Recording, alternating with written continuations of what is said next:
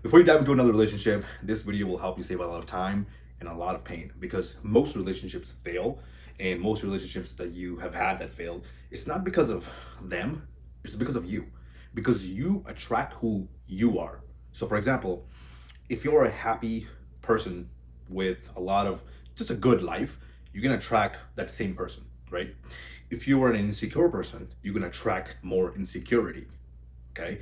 And deep down, if you believe love equals, for example, pain because of your childhood, because of your past, because whatever reason, you just believe love equals pain, and you go out there and find someone, you're gonna naturally attract someone who's gonna hurt you. Okay. And if you wanna know why, well, this video will go really deep into it. So let's go a little bit deeper. So, welcome back to the channel. Today, we're going to be going into the real mechanics of relationships. And this is not something that I just read in a book or watched a video and here's information. This is coming from real life examples, my own journey, what I've seen around me, and most importantly, the clients I've coached over the years. These are I'm going to go into the video and kind of give you the real examples and stuff, but this is where it comes from. So fundamental things we're going to cover is why you attract who you are and why a mask will never really work in the long term. It will always kind of crumble apart. The definition of love that you have from your past and your childhood, from your past experiences, from inheriting that from your parents and their relationship, you come up with a definition of love. Which I gave example earlier. Love equals abandonment. Love equals hurt. You're gonna track that definition subconsciously, no matter how much you fight over it. And then also a bunch of other things to bring awareness into your life. And then finally, we kind of go into a little bit practical guide on what to do about this. Okay. Once we know the problem, how do we solve it? What can we do every day? What can we do? What are some exercises that we can do to actually fix these things over time? And these are the exact same step by step that I've guided my clients over the years to get on the other side, and also myself. So I really hope you enjoy this video. I mean, it's a long one, so sit back, relax, and this is something you're gonna come back to over and over again. And this is something I recommend doing, is kind of watching the whole video together one time, just one go, watch the whole video, and then come back to it and maybe take notes where it's most relevant to you, and then come back to it whenever you want, when you have a specific section that you want to kind of cover again. So yeah, enjoy the video. I'll see you on the other side. Okay, guys, welcome back to the channel. Today, we're going to be diving a little bit deeper on relationship again. We're doing this relationship series. And like I said, I've been warming you up. And even today is kind of a warm-up video, but we're going to go a little bit deeper into it. And eventually, we're going to go all the way deep into it. But today, we're going to go a little bit deeper and kind of get you warmed up for what's about to come, right? So number one, when most people get into relationships, and this is most people, and you can probably remember, your friends or your family or someone. There's an example in your life what I'm about to tell you. When most people get into a relationship, they don't really go for the best option. Okay, and I think I've said this before, and I'll say it again. You attract who you are. You might be able to attract something that's better than you or outside of your league, but then that never sticks. At some point, it will crumble apart, and it will, whoever that person is will realize, either you are too above them or you are too below them, and priorities are different, values are different, your entire lifestyle is different. And at some point, it will crumble apart, and you guys will grow apart, and they'll end. So for a bit, though, you can trick someone who's better than you to stay in a relationship with you, but long term will never work. So I'm talking about long term relationships here. Most people, when they get into relationships long term, they get into relationships based on their own insecurity. Okay. You attract who you are. That has to be a rule in your head. Get that tattooed in your brain. You attract who you are, positive and negative. You attract who you are naturally, and you keep who you are naturally without any effort or without any trying. If you ever have a friend that's constantly like keeping up with some kind of a mask in front of their relationship, in front of their spouse or their significant other, that's because they have attracted something they don't think it's worthy, and they're probably right. And now they have to like walk on eggshells and be careful and have a mask on. Okay. So naturally, though, and again, that friend is gonna go to shit, by the way, really quick. Naturally, you attract who you are based on more negativity than positivity. Okay, keep that in mind. When I say attract who you are, I'm talking about both positive and negative, but negativity has heavier sense of gravity. Okay, negativity attracts more because the gravity is higher there. For example, there's the moon's gravity, there's the earth's gravity, there's the sun's gravity, and there's like the fucking black hole gravity. Negativity is a black hole compared to like positivity is like earth. Earth compared to a black hole, the gravity is a lot higher. Okay. So when you attract who you are, what I mean is 75% or so, and don't quote me on it, I'm just making something up to make a point. 75% of this is it comes down to negativity, which is insecurity, trauma. It comes down to how you were raised, how your authority figures like your parents, your teacher, your uncles, your aunts, your brothers, your older brother, whatever, whoever you give authority to treated you. And all that treatment, all that behavior, and all that reaction towards you and how they treated you builds a definition of love. Okay. So we'll take two examples. Okay. We'll take most people are usually have a negative definition of love, at least in this time of age. Maybe it's the boomers and the wars and all of that that kind of transferred into our generation. But some people have a positive definition of love. So what's a negative definition of love? Negative definition of love basically, and I'll go to an exercise how you can do it for yourself as well. But a lot of people, when they have this equation in their hands, love equals what? If you ask a person and go into their subconscious mind, what does love equal? Usually love equals abandonment. Not usually. Maybe it's not the case, maybe it is, but I'm just giving you some examples. Love equals abandonment. Love equals hurt. Love equals betrayal. Love equals neglect. So when a person is growing up and their parents abandons them, whether it's physically or most of the time it's emotional abandonment or emotional neglect. They haven't been through neglection itself, like physically in terms of like maybe they got shelter, they got food, they got clothes on their backs. But emotionally that parent might be like neglecting them, right? Or they kind of betrayed them in a way. When you're a kid, you come up with conclusions on your own because you don't have, enough information and how to make sense of this information in reality. So you come up with conclusions real quick. So a parent's behavior could equal, like it could equal to uh, that person being neglected, even though maybe that might not be true, but that's how the kid interpreted it as, right? And that becomes a belief. So then that kid grows up, abandonment, neglect, betrayal, whatever the reason is, or all of the above.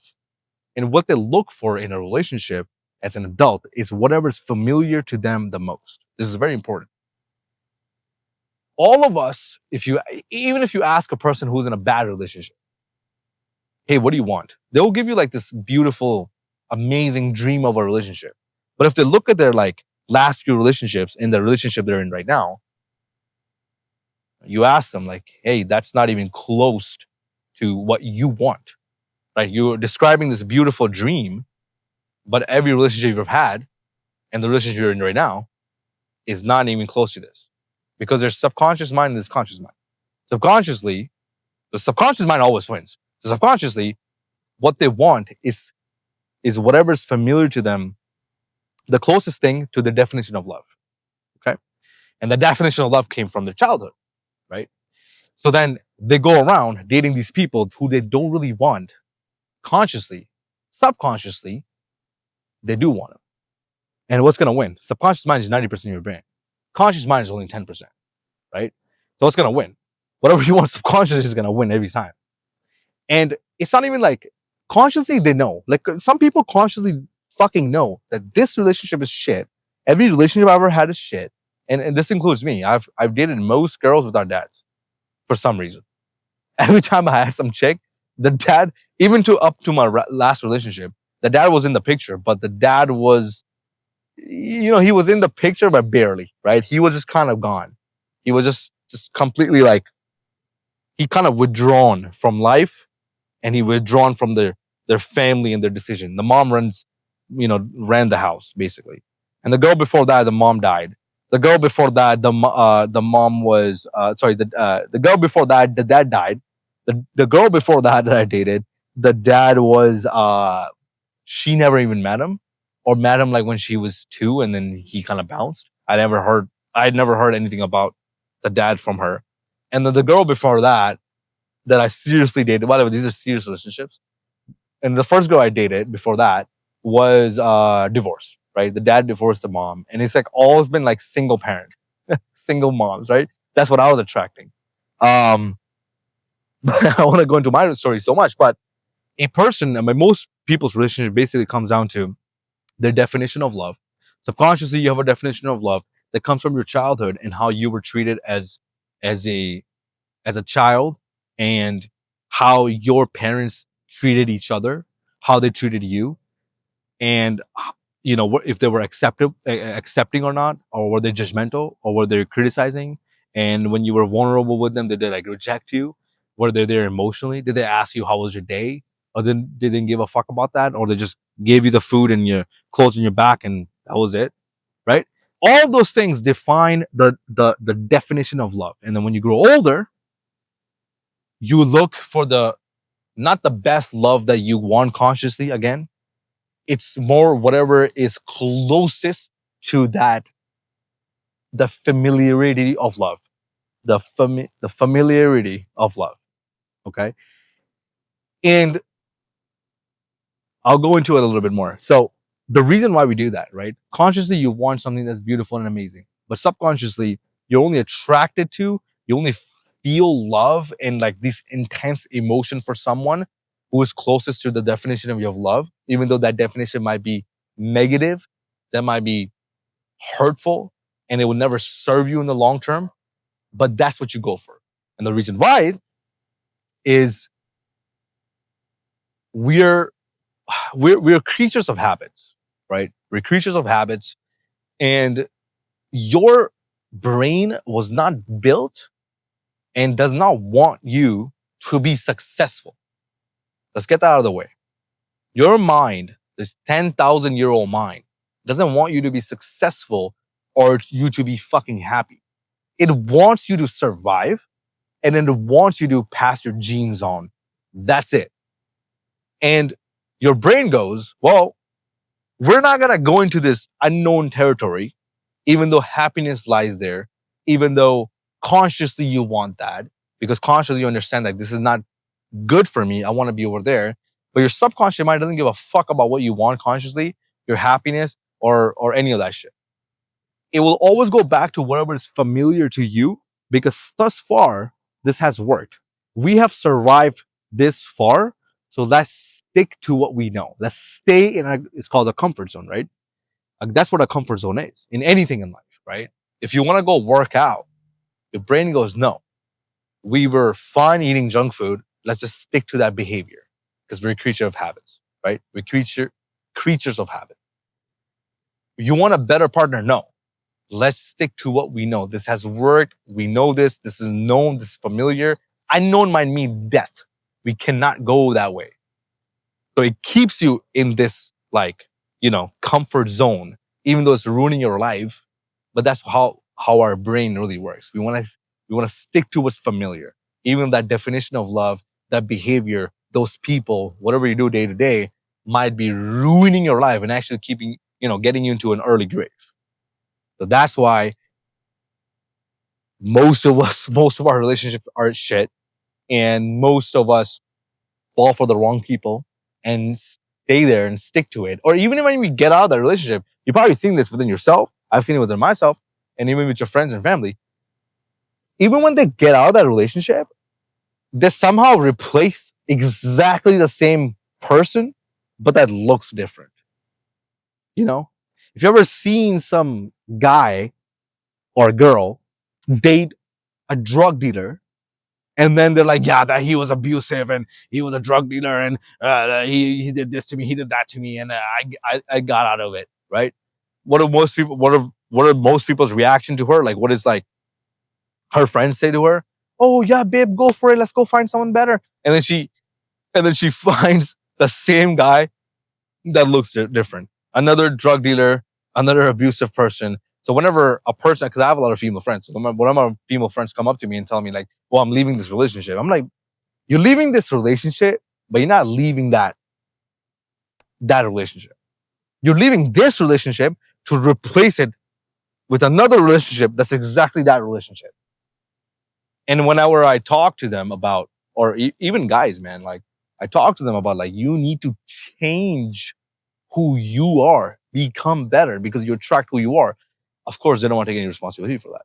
They go, "Whoa, you're telling me that he abused me and it's my fault?" I'm like, "Yeah, it is your fault. If you go into a bad neighborhood and you get shot and you get robbed, knowing that's a bad neighborhood, whose fault is it? Look, if you, man, there's like bad people everywhere. If you get involved with the wrong crowd and then you get the consequences of that, it's your fault. From the start of humankind until now, there's going to be bad people. They're going to do bad things to you. If you get them in your life, you attract them in your life. Yeah, you're going to get exactly that. If you go to a bad neighborhood and get shot up, that's your fault for going in there. If you let the wrong people in your house and then you're like, oh, everything was stolen.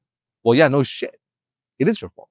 So when these people get into a relationship and they keep replacing their relationship and they can't even like have enough accountability to look at themselves, you know, authentically and like truthfully, and they want to just blame the other person. And it's like, I'm not taking away from the fact that this person was bad for you, but it's your fault for attracting that person and keeping them there and then attracting the same person again and again and again. And every time there's some new story, like, oh, that person did this to me, that ex did that to me, that ex did this to me, that ex did. Well, yeah, if all your exes are doing very similar things, the common denominator are you.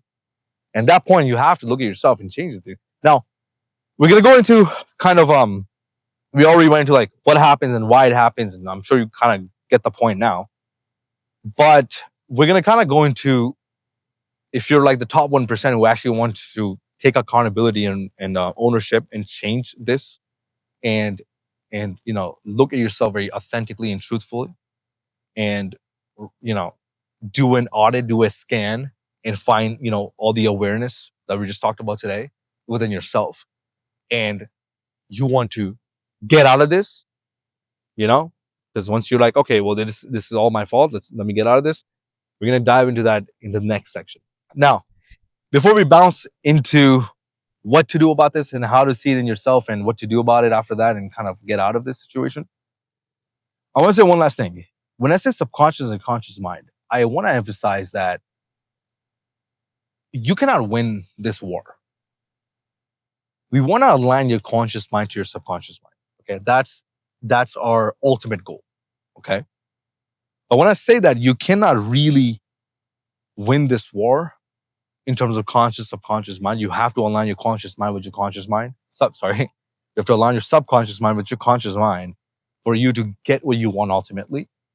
What I mean is this, and I'm sure all of you can, I'm sure you can find an example within your life, or you can find an example looking at someone else in your life. When you see one person, right? And I'm gonna give an example from like most girls.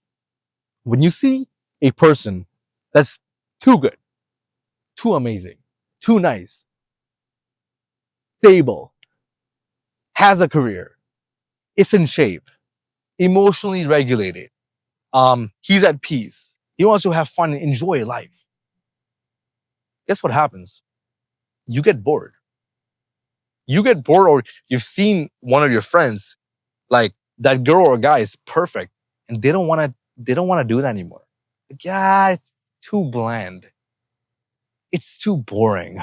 It's just, oh, he's too perfect. Like I need that drama. I need that fight. I need the gossip. They're too good for you. And that's your subconscious kicking in. This does not define the definition of love that we have. This is not love. And you literally don't feel shit for them. You just go like, I know he's perfect, but I can't do this shit for another day. I need to go find the drug dealer who's gonna ruin my life. And trust me, I've been there. Where I've dated girls who are amazing, and I'm like, this is a little too perfect. I need to find the girl with abandonment issues because I don't like this. This is too bland. This is too boring. And sometimes you even feel the bland and boring, like basically peace, the peace they're giving you, you think they're not into you anymore. You think they're not attracted to you. And they might be, or they probably are, but you literally think they're not attracted to you because they don't have that. Like, where's the drama? Where's that? You don't love me anymore. You don't want to fight with me. Please ruin my life. Please start some bullshit that I lose sleep over. Because again, our definition of love comes from our childhood. If that's what you saw your parents doing to you or to each other, you literally cannot resonate with peace. You cannot resonate with peace. You think they're not into you, or they might. You might be sure they're into you. It's too boring and bland. Like, I don't want to do any of this shit. I want to go find that person that's gonna ruin my life for me to feel something. Okay, that's your subconscious mind kicking in. That's your subconscious mind taking over. Like, you think you understand the subconscious mind, you don't. You fucking don't. Like, that's the subconscious shit kicking in, because your subconscious mind language to your conscious mind is emotions, whether it's lack of emotions or whether it's the overwhelming emotions. Whatever emotions you resonate with, if you don't get them, if you don't, if your subconscious mind doesn't trigger that when you're dating someone, you're gonna get the fuck out of there. And that's the subconscious mind kind of kicking in, taking over. Okay, so we're gonna go into a little bit of like how to do this audit on your own. If you resonate with this, if you understand this, if you made it this far in the video, you probably are interested. So we're gonna go into like, okay, this is the problem, what to do about it. How can we audit that, scan that within yourself?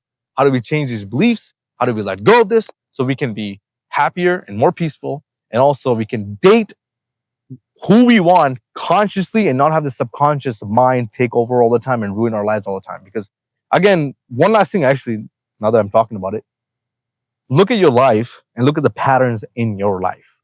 Okay. Patterns speak a lot. If your bank account, for example, has been like kind of like the same range, let's just say $0 to 2-3 grand. Okay, well, that's your comfort zone. If you have been dating, if your weight always been somewhere around 170 pounds to 190 pounds, well, there you go. That's another pattern. That's where you stick at, and you never we think as life goes on, we get better and better. We don't. We just, it's Groundhog Day. It's the same shit over and over and over and over and over, year after year after year after year. It's the same shit over and over. Even if you start making more money, your bank account still stays the same. Speaks a lot. Even if you start eating healthy and going out there and like walking and like doing your little workouts, and your weight's about the same, well, it speaks volume as well. That's your comfort zone. We think we change over the years. 5 years, I'm gonna work on this, work on that, but it literally is Groundhog Day. Groundhog Day all fucking day. It's the same shit over and over again, year after year. Same thing with relationships. If there's a common pattern, again, my pattern with my girls was the dad was never in the picture. The dad was always like dead, not in the picture, emotionally just gone, or just divorced. If that's the case, well, then there's some pattern. I attract some.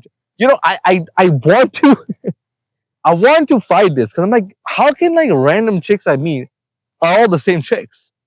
That's because they're attracted to me for a reason, and I'm attracted to them for a reason. Out of all the girls I talk to, there's certain things I give off. There's certain things I do that are so subconscious and so subtle that they are attracted to me. I do some shit where the dad is missing vibe. That's what I give off. The dad is missing vibe. Date him, me. So that's the pattern. So pattern recognition is big, big, big here because you're the common denominator here. If the pattern has been the same for the last 3, 4, 5 years, 10 years or more, trust me, it's going to be the same for the rest of your life. All right, cool. We're going to dive into what to do about this, the awareness, how to change it, and all of that. So I'll see you in a bit.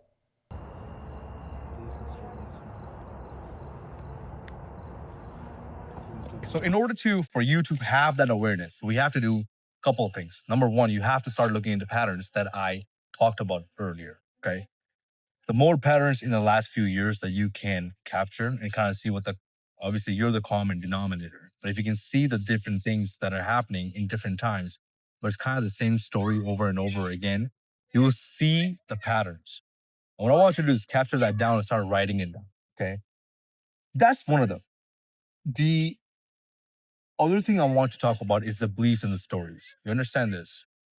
If the patterns are the same, the beliefs and stories behind that are also going to play a big part into that. So when we go back to the childhood thing, and you go back into the definition of, definition of love, for example, and the relationship you're in, you start building different beliefs that will kind of portray that into your everyday behavior and what you attract.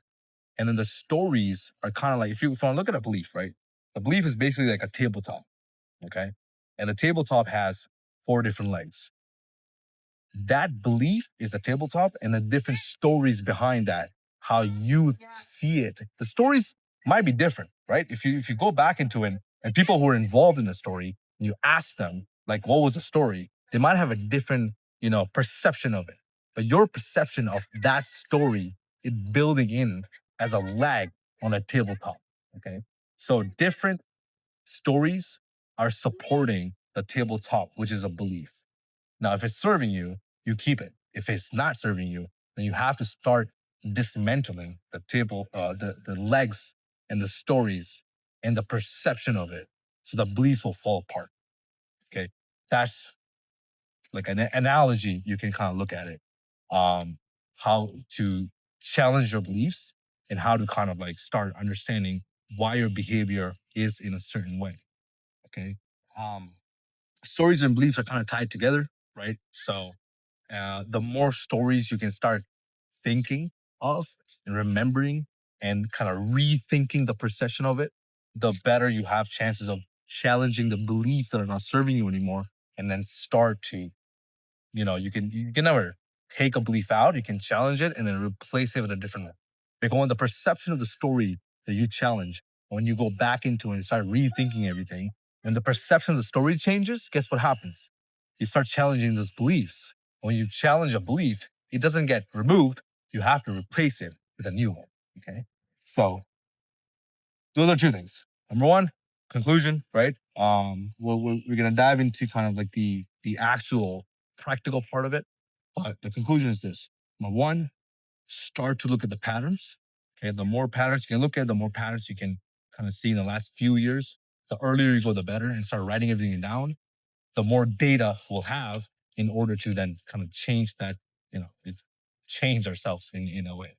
Second thing is beliefs are basically, tabletops, that are with that have legs, that are supported by stories. Your perception of the story is the main thing.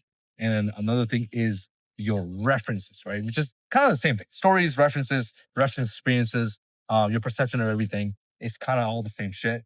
The more you can challenge those, the more you can kind of lean into it and start looking at it from a light of adulthood.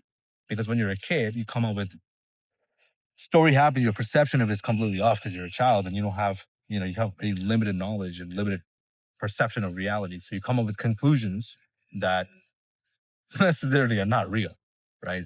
The more you can go back into those stories and those references and look at it from the adult point of view, you can challenge those and start changing those beliefs. Okay. That's number two. The most important part of this is understanding the hidden payoffs. Okay. So whatever behavior you have in life, whether it's positive or negative, whatever beliefs you have about yourself and about the world, whether it's positive or negative, understand this. There's a hidden payoff to everything. Now, obviously, we're not going to challenge anything that is serving you. If it's serving you, great, fucking fantastic. Congratulations. But anything that's not serving you anymore, in terms of your beliefs, your behavior, your perception, your perspective, your worldview, the lens you look at the world through, if it's been the same for a while and you don't understand why, like, why do I keep doing this shit? You know, why am I addicted to this? Why does my behavior is in a certain way, in a certain sequence? Why do I do this or do that? And even though I promised myself I'm not gonna do this anymore, and this belief that you don't like about yourself, like, I shouldn't be doing that anymore. Well, there's a hidden payoff. Okay. Hidden payoffs, if you can identify that, it's it's all hidden payoffs, basically, right? And why I keep saying hidden payoffs is because You think the negative behaviors, the negative beliefs, the negative anything about yourself is just negative and I should just change it. Well, no, because there is a payoff. Your mind still thinks this is a key element to our survival. Okay, and then again, we talked about this and we got the foundation down why we think that way and where it comes from. But you still think that way, and that's why all the negative beliefs or the negative behaviors are still there, and this is hard to change. And frankly, I don't fucking think any of you can change shit until you realize these hidden payoffs. Okay, until you can identify why certain things are serving you, whether it's negative or positive. Even I'll give you an example. You can't replace it with anything else. For example, right? If you want to stop smoking, okay, you smoke cigarettes or cigars or you smoke this and whatever you think you want to change. Until you can find out why you do it, what are the positives, not the negatives, because a lot of people are like, oh, if you can make like a long list of negative things like, oh, smoking kills you and does this. Fuck all that shit. We don't give a fuck about what the negative things are. If that was true, you would have given up on this already. But you have to start realizing what are the positive things that I'm getting at. Whether those positive things are acceptable in society or not, in your mind, they are acceptable. That's why you're doing this. So the more you can look into it and make a long list of like the positive things from your behavior. For example, for smoking, right? Yeah. Keep going, keep going. Yeah. If you're smoking, what are the positivities? Well, it gets me out of my head, or it relaxes me, or gives me a head rush, or it does this, it does that. Okay, so now we have the positive payoffs. How do we replace that behavior that maybe it gives you the same thing, but with a different behavior? So you're always replacing things. You're not never like adding or subtracting. It's always a replacement, even with the behavior or beliefs. So when it comes down to your negative beliefs, in terms of your relationship, we talked about one of them before, right? You want to always go back to what you're familiar with. So if you're dating somebody and they're not good for you and you hate them, and there's all these reasons to not date them, whether your parents are telling you that, your friends are telling you that, or you yourself are telling you that, if if you don't make if you just talk about the negative things, I mean, if you talk to me about it and then I'm like listening to this, I'm like, yeah, okay, all these negative things, but you're still dating them. Well, there's some positivity there. Whether that's positive or not, in your mind, it is. So what's the hidden payoffs? What is the hidden payoffs of this relationship, or this belief, or this behavior, or this perspective, or this story that you're telling yourself? The more things you can list, the better, because then we can replace and work with the data. Now, um, when it comes down to beliefs and behaviors, usually that are linking back to the past or linking back to you can say your childhood, at some point you had to survive. Okay, that's what it really comes down to. When you're a kid, you're 6 or you're 8 or 4 or whatever, and some behavior, some belief that you have in your adulthood links back to your childhood. It comes back to survival. At some point, that belief, no matter how negative it is, I hate myself. I don't like myself. I want to go hide. I want to be secretive. I don't want to be. I don't want to take up much space, and I want to hide somewhere instead of taking the space and being loud and doing whatever. Right, as a kid, at some, if you're like, for example, if you're like you want to hide and you want to be known, you're just like this, right, like that. It's because the less you were seen, the less danger, the less stress, less judgmental, less criticism. The less you were seen, the more quiet you were, the more, you were not attacked. So at some point, that's something. As an adult, you try to hide and not have any, don't take up space, don't be loud, not being relaxed, not being chill. Well, that obviously hurts you because you come across someone with low self-esteem and low confidence, right? Even as negative as not taking up space, and trying to hide and be quiet and just hiding and just dangerous enough. People see, even as negative as that, you know, at some point it served it. It did. Honestly did. Because if you were seen by your alcoholic dad, what's gonna happen? If you were loud, if you were making a scene, if you were too dominant and that insecure ass, got triggered and he had 6 beers and what do you think is gonna happen? Right? No matter how negative your beliefs and your behavior is today, at some point it served you. So there's a hidden payoff to, again, everything. Hidden payoffs is one of those things, man. You absolutely 1000% have to sit down and and write it all up and put it all together.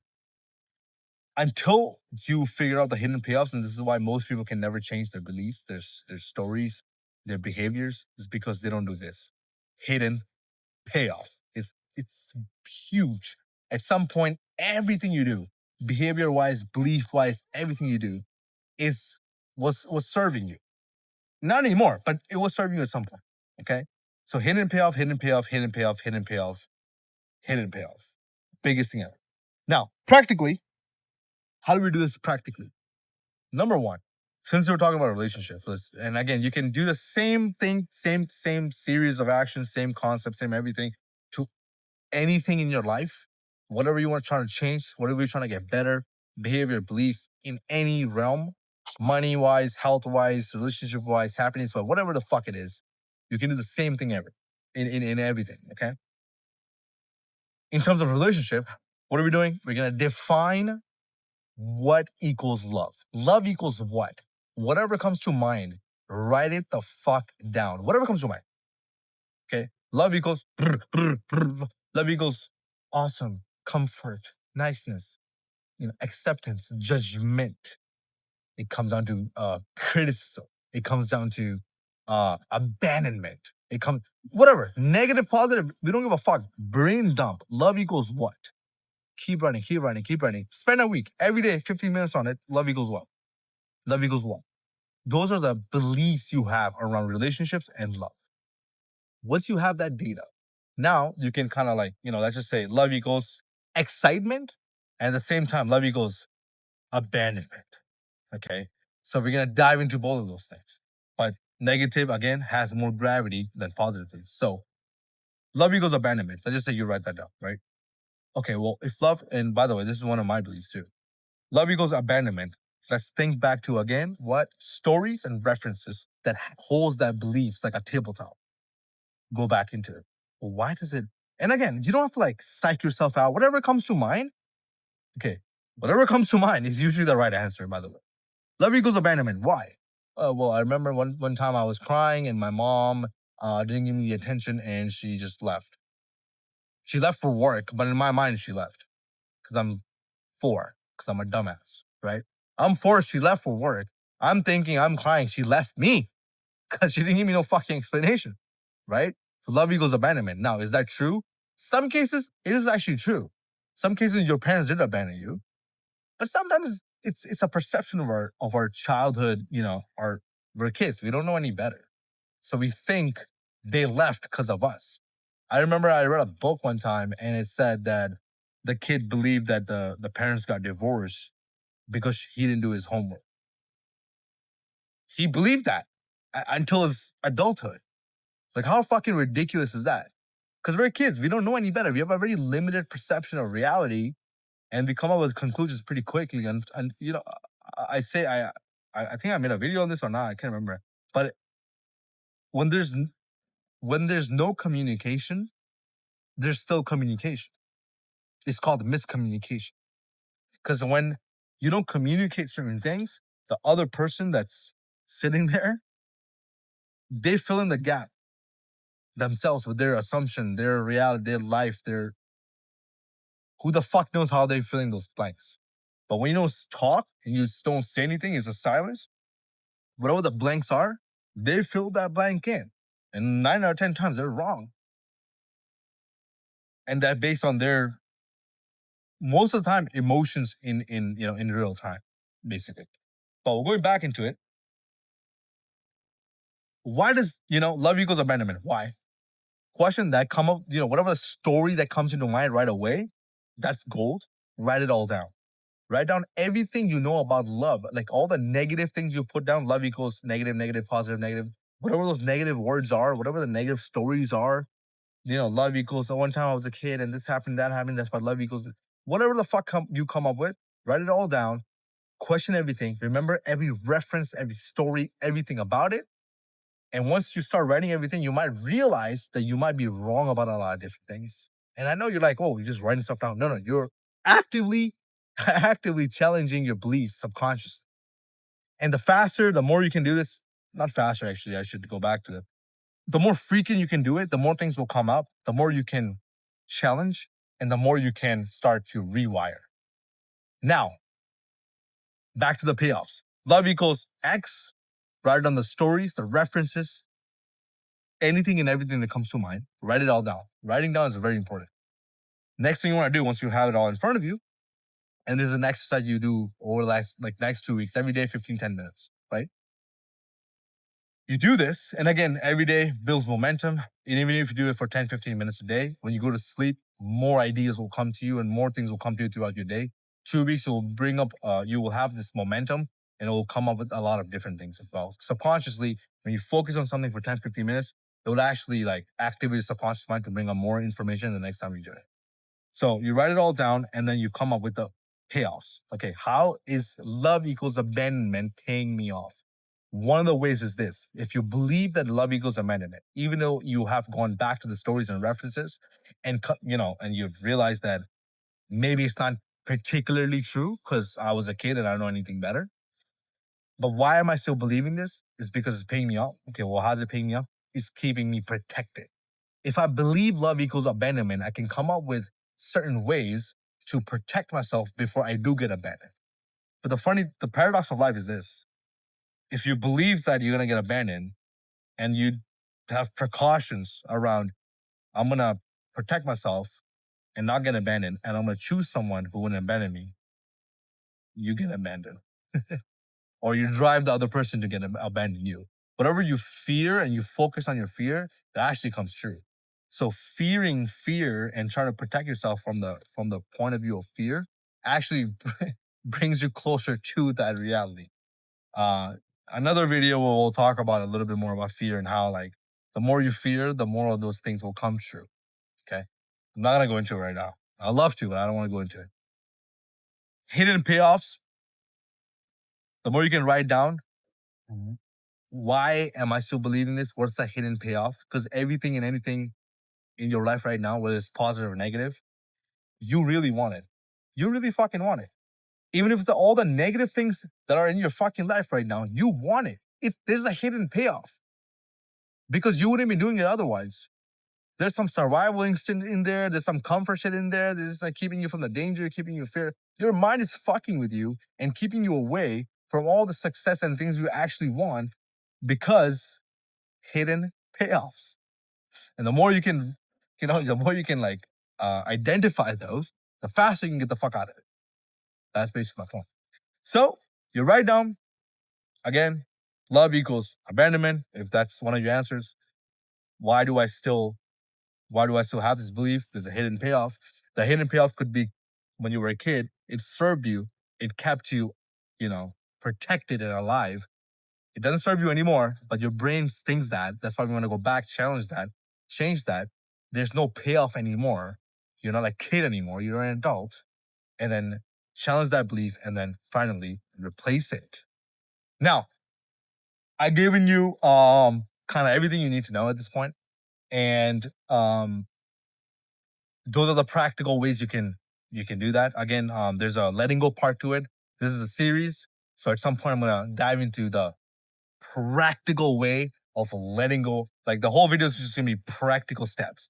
But you need to know this foundation before we can do practicality. So practical ways, letting go, how to do it. But this is the first step. Usually I'm working with a client, like this is the first step before we do anything. And all that letting go shit comes way later. But this is the first step. and I'll make a video about it. But if you want more help, if you want like me to hold your fucking hand and get you out of the situation and like literally lift you like in my arms and give you a forehead kiss and get you out of this situation, then join the free school community. It's not free, it's like maybe $4 or $5. I can't remember what it is. But it's gonna be very, very cheap. And I wanted it to be free, but like all these fucking spammers are coming in, so there's a little bit of a wall there. But it's gonna be very cheap, very free, but it's something like that. Come to my school community. You can talk to me there. You can schedule a call with me there. I'll be active. I'll be posting everything. There's more modules, a lot deeper than this. Practical things, guided meditations, guided feedback, as well as exercises for these exact same things I talk about. So if you want to be part of a community, people that are working on themselves with you, so you don't feel alone, and I'm there, and there's all these, PDFs and guides and guided meditations on letting go and straight up like step by step modules on how to do this work, then join that fucking community and I'll see you there. That being said, thank you, and I'll see you on the next one. Again, this is a series I'm doing. There's gonna be other series that we'll be doing, though this is a relationship series. But I'll see you. I'll see you until next time. Cheers.